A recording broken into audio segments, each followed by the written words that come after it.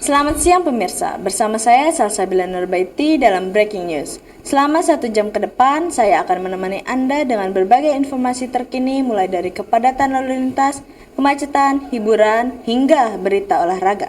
Berikut berita selengkapnya.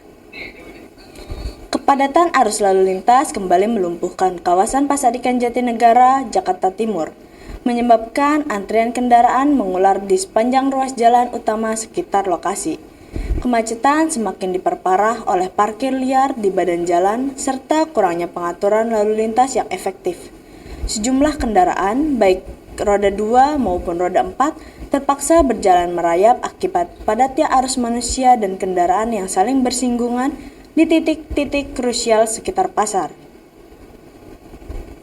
Bisa kita lihat ya pemirsa, sepanjang jalan dari stasiun Jatinegara sampai Jalan Matraman Jaya ini sudah mulai dipadati oleh para pengendara yang ingin ke tempat pasar ikan hias yang berlokasi di Jatinegara, Jakarta Timur. Ada beberapa kendaraan roda 2 yang memarkirkan kendaraannya tersebut di bahu jalan, yang bisa menyebabkan penyempitan jalan dan menyebabkan macet pada kendaraan yang melewati jalan dari stasiun Jatinegara sampai Jalan Matraman Jaya.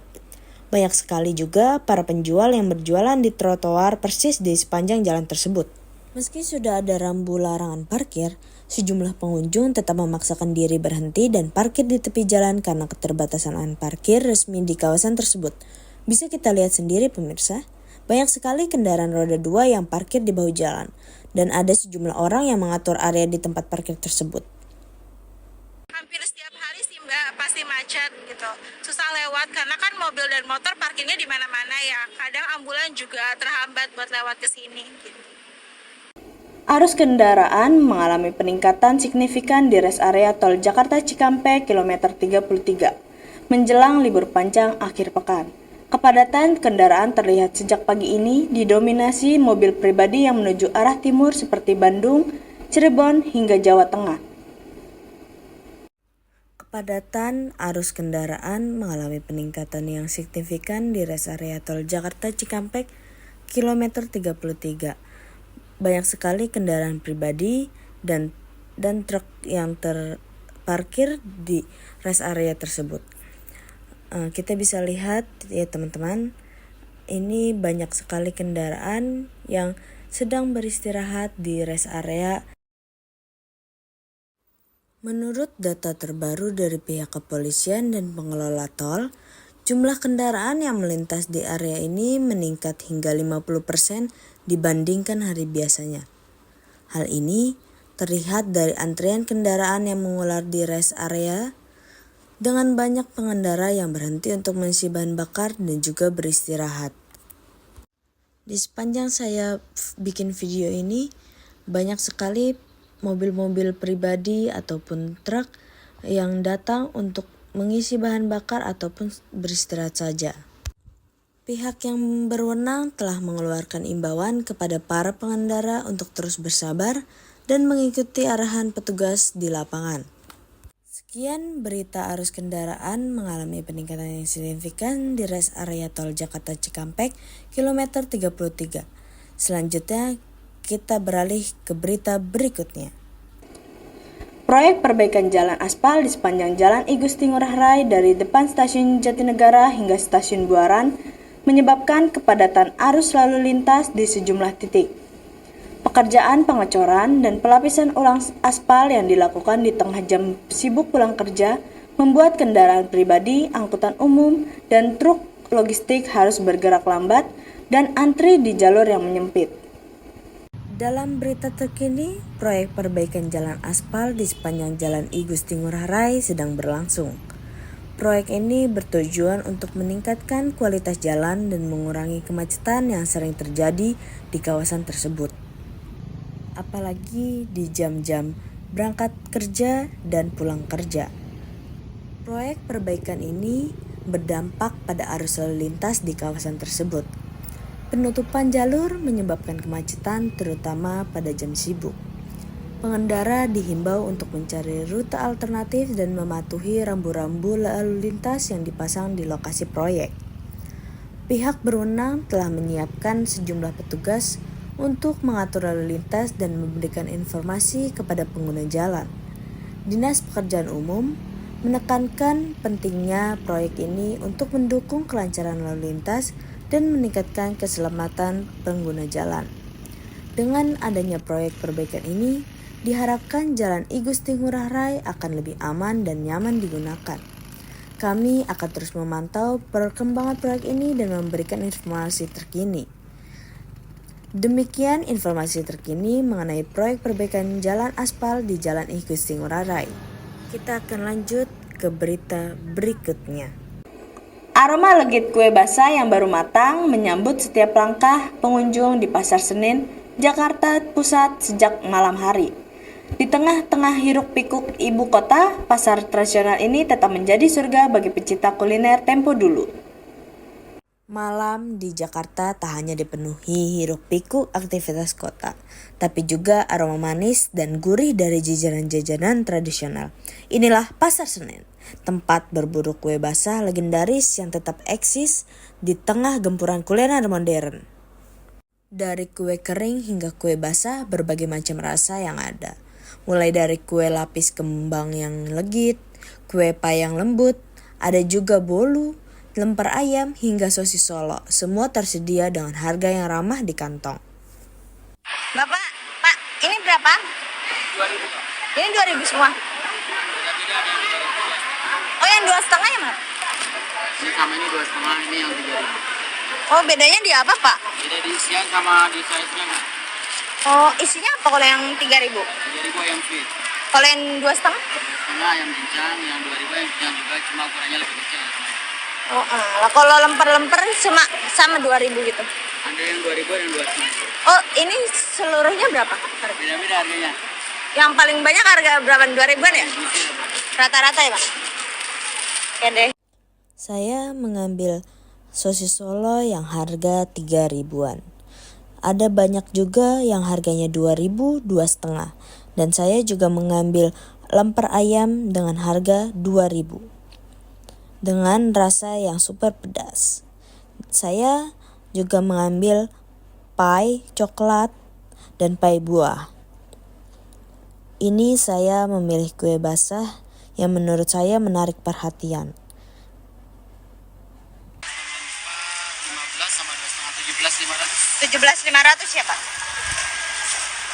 Berapa, Nom? Beda-beda harganya, Pak.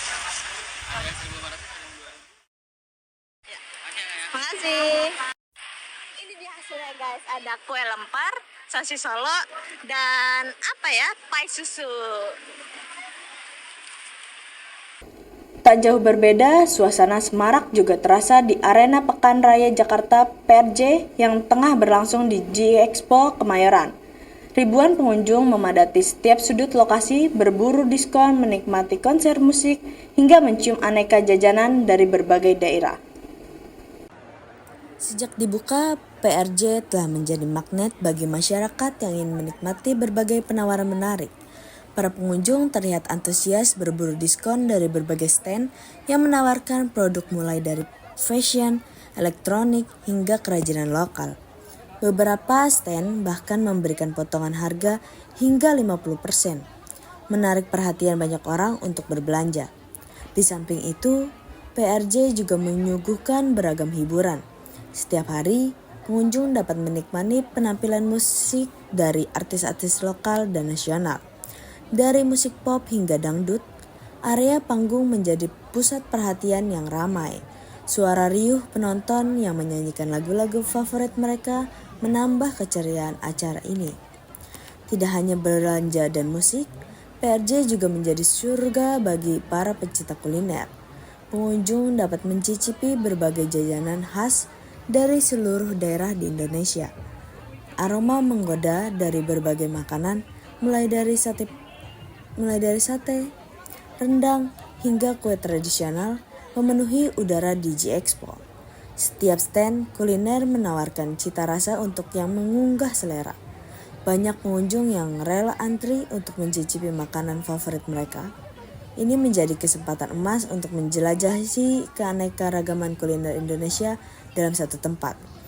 Bagi keluarga, mencicipi berbagai makanan sambil menikmati suasana ceria memang menjadi pengalaman yang tak terlupakan.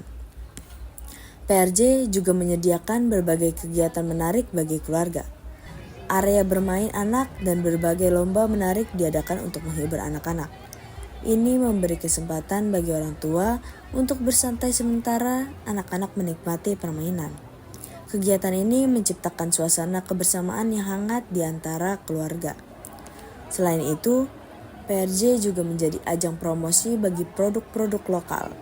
Banyak pelaku usaha kecil dan menengah yang turut serta memamerkan hasil kerajinan tangan mereka. Ini bukan hanya memberikan mereka kesempatan untuk mendapatkan pengalaman baru, tapi juga mendukung perekonomian lokal. Dengan berbagai kegiatan menarik, diskon menggiurkan, dan suasana yang meriah, PRJ menjadi tempat yang ideal untuk menghabiskan waktu bersama keluarga dan teman. Bagi Anda yang belum sempat mengunjungi, masih ada waktu untuk menikmati keseruan yang ditawarkan. Kami akan terus memberikan informasi terkini seputar PRJ dan kegiatan menarik lainnya. Demikian informasi mengenai suasana semarak di Pekan Raya Jakarta. Kita akan lanjut ke berita selanjutnya. Timnas Indonesia mengalami 2 hasil kontras dalam melanjutkan kualifikasi Piala Dunia 2026 zona Asia. Pada Kamis 5 Juni 2025, skuad Garuda berhasil mengamankan kemenangan tipis 1-0 atas Cina di Stadion Utama Gelora Bung Karno melalui gol tunggal pada babak kedua. Namun, hasil berbeda diperoleh 5 hari setelah saat Indonesia bertandang ke markas Jepang Selasa malam 10 Juni 2025 di Stadion Yodoko Sakura, Osaka. Timnas menelan kekalahan telak 0-6 atas Samurai Biru yang menguasai jalannya pertandingan sejak menit awal.